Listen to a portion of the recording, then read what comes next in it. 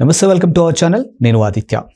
వైఎస్ఆర్సీపీ అధికారంలో ఉన్న టైంలో అప్పటి మంత్రులుగా పనిచేసినటువంటి మంత్రులు ఎవరైతే ఉన్నారో అధికారం ఉందన్న అహంకారంతో చాలా వరకు అవినీతికి అక్రమాలకు పాల్పడ్డారంటూ వార్తలైతే మనం చూస్తూనే ఉన్నాం. ఇక ప్రస్తుతానికి తాజాగా అప్పటి మంత్రిగా ఉన్నటువంటి విడుదల రజనీకి సంబంధించినటువంటి అంశం కూడా ఒకటి ఇప్పుడు తెర మీదకి రావడం జరిగింది. మరి ఈ అంశం గురించి మాట్లాడడానికి ప్రస్తుతానికి మనతో పాటు స్టూడియోలో ఉన్నారు ప్రముఖ సీనియర్ జర్నలిస్ట్ డివిఎస్ గారు. సో సార్ని అడిగి మరి విషయాలు తెలుసుకుందాం. సార్ నమస్కారం. సార్ నమస్తే. వైఎస్ఆర్సీపీ అధికారంలో ఉన్న టైంలో అప్పటి మంత్రులు అధికారం ఉందన్న అహంకారంతో ఇష్టానురీతిగా అవినీతికి పాల్పడ్డారంటూ కొన్ని వార్తలైతే వెలుగులోకి వచ్చాయి.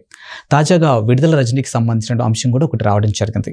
మరి ఈవిడ ఏ రీతిలో అవినీతికి పాల్పడ్డారు, మరి ఎందుకు ఈ ఆరోపణలు చేస్తున్నారు? ఓడిపోయిన దగ్గర నుంచి విడుదల రజనీ అవినీతి భాగవతాలు కథలుగా బయటకు వస్తున్నాయి. ఎందుకంటే మనం చూసాం, ఎన్నికల అయిన వెంటనే అక్కడ రైతులు ఎవరో కేసు పెట్టారు విడుదల రజనీ పైన. ఏమని, అక్కడ గణపవరం చిలకలూరుపేట నియోజకవర్గంలో జగనన్న కాలనీలు 200 ఎకరాలు ఆమెదో ఆ కాలనీలు, అదొక పెద్ద స్కామ్. ఏది అసలు మొత్తం స్టేట్ వైడ్గా జగనన్న కాలనీలు అనేది 10,000 కోట్ల స్కామ్ అంది తెలుగుదేశం. అదే ఎకరం 5 లక్షలు చేసేది 50 లక్షలకు అమ్మటం, గవర్నమెంట్కి పంచుకోవటం. ఎకరం 10 లక్షలు చేసేది 1 కోటి రూపాయలకు అమ్మటం, పంచుకోవటం. మునిగిపోయే లోతట్టు పల్లపు ప్రాంతాల్లో ఇళ్ల పట్టాలు ఇవ్వడం. ఈ జగనన్న లేఅవుట్లు అక్కడ జరిగింది. చిలకలూరుపేట, ఆ గణపవరం, ఆ మండలాల్లో ఏంటి 200 ఎకరాల దాంట్లో భూ సేకరణలో ఆమె కమిషన్లు తీసుకుందని 32 మంది రైతులు అక్కడ కేసు పెట్టారు. కేసు పెట్టిన సంగతి ఆమెకు తెలిసింది. ఇదంతా 1,16,00,000 ఎంతో. 1,16,00,000 అయితే వెంటనే ఏదో మాట్లాడుకుంది.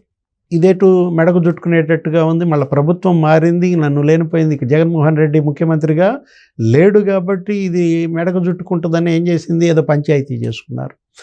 ఎంత 98 లక్షలు ఎంత ఇచ్చినట్టుంది. ఇంకా దాంట్లో కూడా ఇంకొక 18 లక్షలు 20 లక్షలు ఇవ్వాలి, అది ఇచ్చినట్లు లేరు. నిన్న కూడా వాళ్ళు మళ్ళా తెలుగుదేశం ఈ వినతి పత్రాలు తీసుకుంటున్నారు. వీళ్ళు ఎవరు, కూటమి ప్రభుత్వం, జనసేన, బీజేపీ ప్రజా దర్బార్ లాగా పెడుతున్నారు. లోకేష్, పవన్ కళ్యాణ్, ఇటు తెలుగుదేశం పార్టీ కేంద్ర కార్యాలయంలో మంత్రులు, రోజు ఒక మంత్రి కూర్చుంటే వీళ్ళు మళ్ళా వచ్చి ఆ ఫిర్యాదు ఇచ్చారు. విడుదల రజనీ మమ్మల్ని ఇట్లా మోసం చేసింది, ఇంత ఇచ్చింది అమౌంట్, ఇంకా ఇంత ఇవ్వలేదు. ఇప్పుడు లేటెస్ట్గా ఇప్పుడు మీరన్నది ఏంటి, ఇది కొత్త ఆరోపణ. ఏది, స్టోన్ క్రషర్. వీడు లేటెస్ట్గా నిన్న బయటకు వచ్చినట్టున్నాడు. ఈ చలపతిరావు అనే అతను ఈ స్టోన్ క్రషర్ ఏం చేశాడు, ఇతను నీ స్టోన్ క్రషర్ కనుక నువ్వు వ్యాపారం చేసుకోవాలంటే, నీకు అన్ని అనుమతులు ఉండాలంటే నువ్వు 5 కోట్లు ఎంతో అడిగినట్టున్నారు, ఇవ్వకపోతే మూసేస్తాం, వ్యాపారం రోడ్డున పడుద్ది. బెదిరింపులు, బ్లాక్మెయిలింగ్ ఏ స్థాయిలో గత 5 ఏళ్లలో జగన్మోహన్ రెడ్డి, ఆయన మంత్రులు, ఎమ్మెల్యేలు, వైసీపీ వాళ్ళంతా కూడా బెదిరించారో, వేధించారో, అక్రమ వసూళ్లకు పాల్పడ్డారో ఉదాహరణలు ఇవన్నీ కూడా రోజుకొకటి వస్తున్నాయి. ప్రతి ఒక్క చోట వస్తున్నాయి, ఒక చోటని కాదు. 175 నియోజకవర్గాల్లో ఇదే, ఈ బాధితులే అన్నమాట.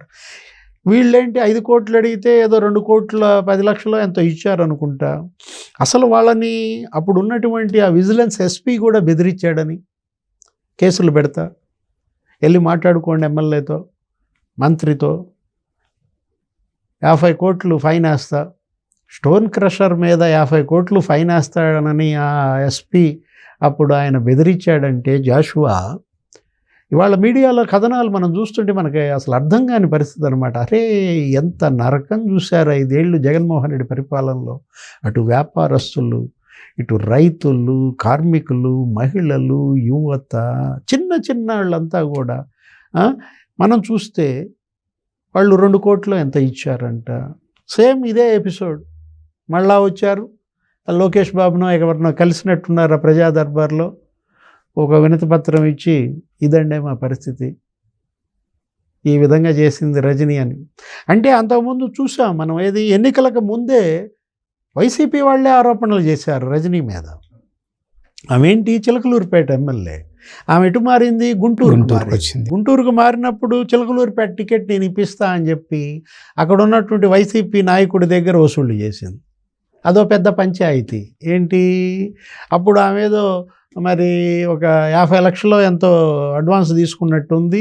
దానిలో కొంత అమౌంట్ ఏదో మళ్ళీ వెనక్కి తిరిగి ఇచ్చినట్టుంది. అదేదో సజ్జలో ఎవరో చేశారు ఆ పంచాయతీ సెటిల్మెంట్. మల్లెల రాజేష్ నాయుడు ఎవరో ఉన్నారు, అప్పుడు వైసీపీ అక్కడ టికెట్ అడిగినాడు. ఈ రజని, మల్లెల రాజేష్, సజ్జల సెటిల్మెంట్. ఆ సజ్జలు ఏంటి, సగం ఇప్పించాడు, మిగతా అది ఇంకా పేమెంట్ కాల. ఇప్పటికీ కూడా అతనికి ఇవ్వాల్సింది ఇంకో 15-20 లక్షలు ఇవ్వలేదని గగ్గోలు. అతను ఏదో తెలుగుదేశంలో మారినట్టున్నాడు. అసలు ప్రెస్ మీట్ పెట్టి తిట్టాడు రజనీ వసూళ్ల గురించి. అసలు ఇవాళ విడుదల రజని అటు ఎమ్మెల్యేగా ఇటు మంత్రిగా ఎంత దోపిడీకి పాల్పడ్డారో మనకి ఇక్కడ కనపడుతుంది. అసలు వైద్య ఆరోగ్య శాఖలో ఎన్ని స్కాములు ఏంటి, అసలు కట్టుబడి చేశారు. నాడు నేడు అన్నారు, అది ఫస్ట్ ఫేజ్ 8,000 కోట్లు అన్నారు, సెకండ్ ఫేజ్ ఒక 4,000 కోట్లు అన్నారు. అదొక పెద్ద ప్రహసనం.